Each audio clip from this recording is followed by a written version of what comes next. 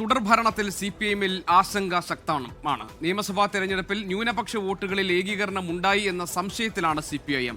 ന്യൂനപക്ഷ ഏകീകരണം LDF-ന് എതിരാകുമോ എന്നതാണ് നേതാക്കൾക്ക് ഇപ്പോൾ ആശങ്ക. അതേസമയം LDF-ന് തുടർഭരണം ഉറപ്പെന്ന് നിയമസഭാ സ്പീക്കർ AN ഷംസീർ പ്രതികരിച്ചു. ഞങ്ങളതിനെ വീക്ഷിക്കും. നല്ല രീതിയിൽ തന്നെ ഇടതുപക്ഷത്തിന് ജയിച്ചു വരാൻ സാധിക്കുമെന്ന് വിശ്വാസം എനിക്കുള്ളത്.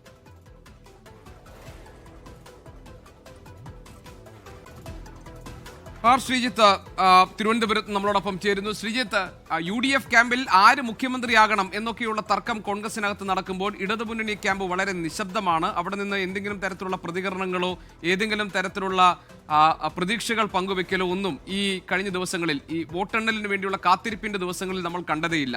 CPM-ൽ യഥാർത്ഥത്തിൽ ഒരു ആശങ്ക ഉരുണ്ടുകൂടിയിട്ടുണ്ടോ? തുടർഭരണം യഥാർത്ഥത്തിൽ അവർ അത്രമാത്രം പ്രതീക്ഷിച്ചിരുന്നോ? അതിന് കരിനിഴൽ വീഴ്ത്തുന്ന എന്ത് വിലയിരുത്തലാണ് നേതൃത്വത്തിനുള്ളത്?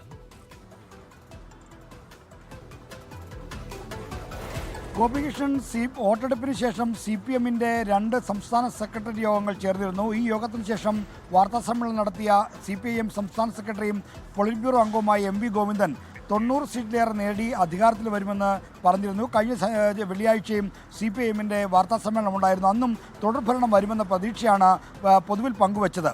എന്നാൽ സംസ്ഥാനത്തെ വോട്ടെടുപ്പിൽ കണ്ടിരിക്കുന്ന ഒരു പൊതുപ്രവണത എന്ന നിലയിൽ CPM നിരീക്ഷിക്കുന്നത് ന്യൂനപക്ഷ വോട്ടുകളുടെ കേന്ദ്രീകരണം ഉണ്ടായി എന്നുള്ളതാണ്. പ്രത്യേകിച്ചും മലബാർ മേഖലയിൽ ന്യൂനപക്ഷ മേഖലകളിൽ വലിയ തോതിലുള്ള ധ്രുവീകരണം സംഭവിച്ചിട്ടുണ്ട് എന്ന കാര്യത്തിൽ CPM-ന് വ്യക്തതയുണ്ട്.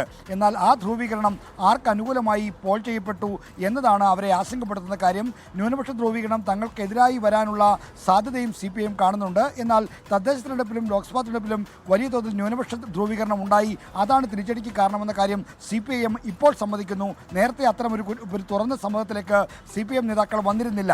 എന്നാൽ ന്യൂനപക്ഷ വോട്ടുകളുടെ ധ്രുവീകരണം തങ്ങൾക്ക് അനുകൂലമായി തദ്ദേശ തിരഞ്ഞെടുപ്പിൻ്റെയോ ലോക്സഭയുടെ തോതിലല്ല, അതിനേക്കാൾ കുറഞ്ഞ തോതിലാണ് വന്നതെങ്കിൽ ഉറപ്പായും തുടർഭരണം ഉണ്ടാകുമെന്ന പ്രതീക്ഷയാണ് CPM നേതാക്കൾ പങ്കുവെക്കുന്നത്. മാത്രമല്ല, ന്യൂനപക്ഷ വോട്ടുകളുടെ ധ്രുവീകരണത്തിന് മറുപടിയായി ഭൂരിപക്ഷ വോട്ടുകൾ തങ്ങൾക്ക് അനുകൂലമായി പോൾ ചെയ്തിട്ടുണ്ട് എന്ന ആത്മവിശ്വാസവും CPM നേതാക്കൾ പ്രകടിപ്പിക്കുന്നു. അതുകൊണ്ട് തന്നെ 80ഓളം സീറ്റുകൾ നേടി LDF കേരളത്തിൽ അധികാരത്തിൽ വരുമെന്ന പ്രതീക്ഷയാണ് പോലും CPM-ന്റെ LDF-ന്റെ ഒരു ആശങ്കയായി ന്യൂനപക്ഷ വോട്ടുകളുടെ കേന്ദ്രീകരണമുണ്ട് എന്നത് തർക്കമില്ലാത്തൊരു വസ്തുതയാണ്.